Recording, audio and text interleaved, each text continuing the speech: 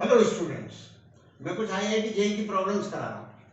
अब एक पहली प्रॉब्लम जो मैं कराने जा रहा हूँ वो ये प्रॉब्लम है कि M I comma 1 upon M I, तो I is equal to 1 2 3 4, M I greater than 0। These are the 4 distinct points on a circle. मतलब कौन कौन से पॉइंट्स हैं? m1 comma 1 upon m1, m2 comma 1 upon m2, m3 comma 1 upon m3, m4 comma 1 upon m4 are these 4 points on a circle. Then prove that m1 into m2 into m3 into m4 बराबर 1।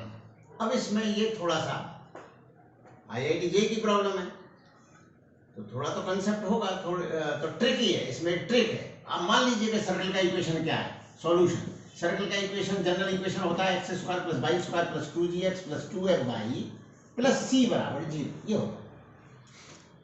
अब m comma 1 upon m से satisfy हो रहा है, मतलब m कोई positive value और y का मान 1 अपॉन m, तो ये पॉइंट इसमें पुट कर दीजिए। m अभी m ही लिख रहे हैं, तो m square plus 1 upon m square plus 2gm plus 2f 1 upon m plus c बराबर 0। अब इसने कहा है कि एम आई ग्रेटर देन 0 है, मतलब m का मान ग्रेटर देन 0 है, तो we can multiplied by m और m स्क्वायर। तो अब इस पूरे इक्वेशन में m स्क्वायर का मैं मल्टीप्लाई कर देता हूं।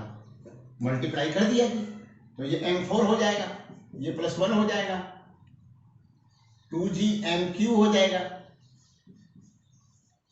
2fm हो जाएगा, m स्क्वायर का मल्टीप्लाई कर प्लस cm स्क्वायर बराबर। अब इनको m के डिक्रीजिंग पावर में लिख दो। m की जो पावर सबसे ज्यादा है उसे पहले लिख दो, m4 plus 2gm³ plus cm square plus 2fm plus 1 बराबर 0। अब इसके 4 रूट्स होंगे और इसने कहा है कि वो वैल्यू जो है वो ग्रेटर देन 0 है, तो अब उन चारों रूटों का सम होगा -2g/1। दो के प्रोडक्ट का सम होगा c/1। 3 के प्रोडक्ट को एक साथ लेके टेकन 3 एट ए टाइम 4c3, तो कॉम्बिनेशन 4 बनेंगे उनका। ये माइनस प्लस वो -2f/1 और चारों का प्रोडक्ट होगा माइनस प्लस -1/1, क्योंकि इसका कोफिशिएंट। तो hence prove m1 m2 m3 m4 चारों का प्रोडक्ट होगा 1/1। Hence prove. हाँ, ये है बहुत अच्छी प्रॉब्लम है, आईआईटी जेईई की है 1993 की। ये प्रॉब्लम ये है कि एक फैमिली ऑफ सर्कल है पासिंग थ्रू 2 फिक्स्ड पॉइंट्स, और वो 2 पॉइंट्स हैं 3,7 एंड 6,5। तो इन 2 पॉइंट से जाने वाली जो सर्कल फैमिली ऑफ सर्कल्स है, तो ये सर्कल्स कितने होंगे? इनफाइनाइट सर्कल्स होंगे। तो ये फैमिली ऑफ सर्कल्स और एक given circle x square plus y square minus 4x minus 6y minus 3 बराबर 0, इनके इंटरसेक्शन से एक जो कॉर्ड आएगी, कॉमन कॉर्ड, वो कॉमन कॉर्ड सर्किल को, चाहे सर्किल कोई सा भी ले लें, लेकिन बस शर्त ये है कि जो वो इन 2 पॉइंट से जा रहा हो सर्किल, तो उस सर्किल के और गिवन सर्किल के इंटरसेक्शन से जो कॉर्ड आएगी, वो कॉर्ड एक फिक्स्ड पॉइंट से जाएगी। ये प्रूफ करना है और उस फिक्स पॉइंट का मान भी डिटरमाइन करना है। ये सवाल है।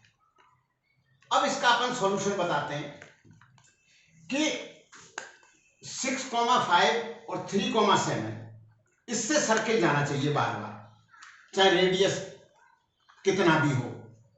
तो सबसे कम रेडियस तब होगा जब उसका सेंटर इनका मिडिल पॉइंट ले लें, मिडिल पॉइंट ये सेंटर ले लें, तो उस समय ये खुद डायमीटर हो जाएगा और सबसे छोटा सर्किल आएगा। अदरवाइज जैसे जैसे अपन परपेंडिकुलर बाइसेक्टर पे सेंटर लें और ये रेडियस ले लें, तो सर्किल इन 2 पॉइंट से जाएगा। मतलब अपने को परपेंडिकुलर बाइसेक्टर पे सेंटर लेना है, जिससे कि ये दूरी और ये दूरी बराबर हो, और तो सेंटर लेना है परपेंडिकुलर बाइसेक्टर। तो इस लाइन का जो परपेंडिकुलर बाइसेक्टर है वो कैसे निकालेंगे? मिडिल पॉइंट निकाल लिया। मिडिल पॉइंट आ गया 6 + 3 9/2 और 5 + 7 बटा 2, तो 9/2, 6 आ गए, ये वाला।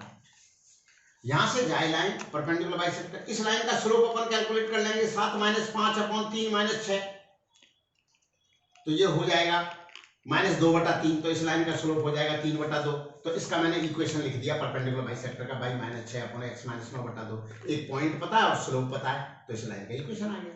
इस लाइन का इक्वेशन अब अपन ने सिंप्लीफाई करके इस लाइन का इक्वेशन ये आ गया 4y = 6x - 3। तो जनरली एक आदत डालनी चाहिए स्टूडेंट्स को कि यहां पर 2 वेरिएबल है, तो इसको एक वेरिएबल में बना लो, x को मान लो t, तो y हो जाएगा 6t - 3/4। तो मतलब जो सेंटर के जनरल कोऑर्डिनेट है वो t, 6t - 3/4 है।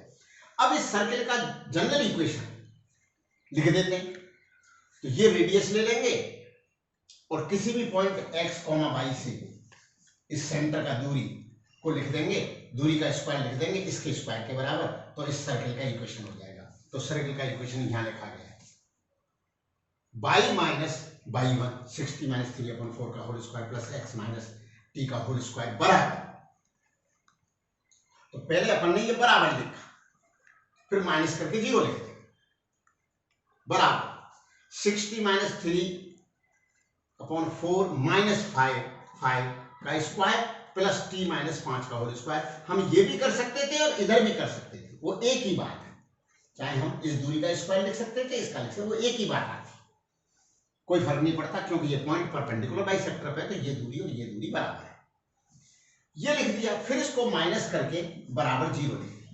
अब इसको सिंप्लीफाई करा, तो जब आप सिंप्लीफाई करोगे तो मैं पहले से बता देता हूं, इसका स्क्वायर प्लस इसका स्क्वायर -2 इंटू दिस आएगा, तो इसका जब होल स्क्वायर आएगा तो यहां पर भी होल स्क्वायर आके ही नेगेटिव आएगा, तो 6t - 3/4 का whole square 6t - 3/4 cancel out हो जाएगा। यहां भी t स्क्वायर आएगा, यहां भी t स्क्वायर आएगा, तो ये भी माइनस हो गया है इधर आने के बाद, तो t स्क्वायर, तो t स्क्वायर के टर्म नहीं आएंगे इस सर्कल के इक्वेशन, पक्का है। आप इसको सिंप्लीफाई करोगे t स्क्वायर की टर्म्स नहीं आएंगे। फिर इस सर्किल, अब ये एक सर्किल का जनरल इक्वेशन है और एक गिवन सर्किल है, तो अगर दो सर्किल पता हो S1 = 0 और S2 = 0 और कॉमन कॉर्ड का इक्वेशन डिटरमाइन करना हो, तो S1 - S2 = 0 होता है कॉमन कॉर्ड का इक्वेशन। मैं ये बता सकता हूं ऐसा क्यों होता है, ऐसा होता क्यों ये भी समझना बहुत जरूरी है। क्यों होता है ऐसा इसलिए होता है कि जो कॉमन कॉर्ड होगी, तो जो वो पॉइंट आएंगे, वो पॉइंट इस सर्किल के इक्वेशन को भी सेटिस्फाई करेंगे और इसको भी सेटिस्फाई करेंगे। तो उस पॉइंट के लिए S1 0 बैठ रहा होगा, S2 तो S1 तो ये वाला इक्वेशन जो है S1 - S2 = 0, वो इन दोनों पॉइंट्सों से सेटिस्फाई हो रहा होगा। क्यों? ये पॉइंट इस सर्किल पे है तो S1 0 होगा, और ये पॉइंट इस सर्किल पे भी है तो S2 भी 0 होगा, तो 0 - 0 = 0 आ जाएगा। तो फिर आप कहोगे फिर ये हम ये कैसे मान लें कि इन दो पॉइंटों के हो जाने से, अगर ये दो पॉइंट सेटिस्फाई हो गए, तो हम ये कैसे मान लें कि ये एक स्ट्रेट लाइन है? हाँ, इसलिए मानना पड़ेगा कि S1 - S2 = 0 जब आप लिख रहे होंगे तो उसमें x² y² आ ही नहीं रहे होंगे। क्यों? इसमें x² आ रहा है, y² आ रहा है, वहां भी x² y² है। एक जरूर ऐसा करना पड़ता है कि अगर इनके कोफिशिएंट बराबर नहीं हो किसी सर्किल में, तो उनको बराबर कर लो। मानो यहाँ 2x² होता तो साथ में 2y² होगा, क्योंकि सर्किल में एक बात जरूर होती है कि x² y² कोफिशिएंट बराबर होते हैं। तो बाई जगह यहाँ पर 2 आ जाते हैं, तो फिर पूरे इक्वेशन में 2 का भाग दे दो, तब माइनस करो, जिससे कि x² और y² के कोफिशिएंट आने ही नहीं चाहिए। वो फिर आप कहोगे आ जाएंगे तो क्या मुसीबत आ जाएगी? ये मुसीबत आ जाएगी क्योंकि वो स्ट्रेट लाइन का इक्वेशन नहीं होता। स्ट्रेट लाइन का इक्वेशन वही होता है जो इस फॉर्म में होता है, ax + by + c = 0। तो मैं केवल सवाल ही नहीं कराता आप लोगों को, उसके पीछे कहां बच्चे को परेशानियां आती हैं उनको भी मैं रिमूव करने की कोशिश करता हूं। तो ये जब इक्वेशन आ जाए, क्योंकि इसमें से उसे माइनस करना, और मैं ये अब खुद नहीं करना चाह रहा, तो बेकार में कैलकुलेशन में टाइम नहीं वेस्ट करना चाह रहा। तो आप कहोगे चलो जी आ गया इक्वेशन, अब आगे क्या करें? अब आगे का मैं तरीका बता देता हूं। आगे का क्या तरीका है कि जो t का कोफिशिएंट आवे, जो भी इसमें से इसे माइनस करने के बाद वो t को इकट्ठा कर लेना, t का कोफिशिएंट जो आवे उसको 0 कर दो। फिर टी कुछ नहीं कर पाएगा क्योंकि टी के कोफिशिएंट को ही जीरो कर दिया, तो फिर टी के इंडिपेंडेंट हो जाएगा वो सर्कल कहीं पर भी हो। एक तो टी के कोफिशिएंट को जीरो कर देना और टी के अलावा जो भी बचेगा उस इक्वेशन में उसको जीरो कर देना, तो दो लीनियर इक्वेशन हो जाएंगे एक्स और वाई में, क्योंकि टी तो बचा ही नहीं। टी के कोफिशिएंट को जीरो करूंगा और जो रिमेनिंग जो बचेगा उसको जीरो करूंगा। वो दोनों लीनियर इक्वेशन जो एक्स और वाई में होंगे उनको सॉल्व कर लीजिए। जो सॉल्व करोगे वो एक फिक्स्ड पॉइंट आएगा, जैसे आ गया कुछ भी आ जाए, मुझे क्या मालूम क्या आएगा 7,10, तो यही इसका प्रूफ है कि जी आ गया फिक्स्ड पॉइंट, इसमें टी कुछ नहीं कर पाएगा क्योंकि एक्चुअली में हमने टी के कोफिशिएंट को जीरो करा था, तो उस पॉइंट से वो जो कोफिशिएंट है वो जीरो बैठेगा। ये सब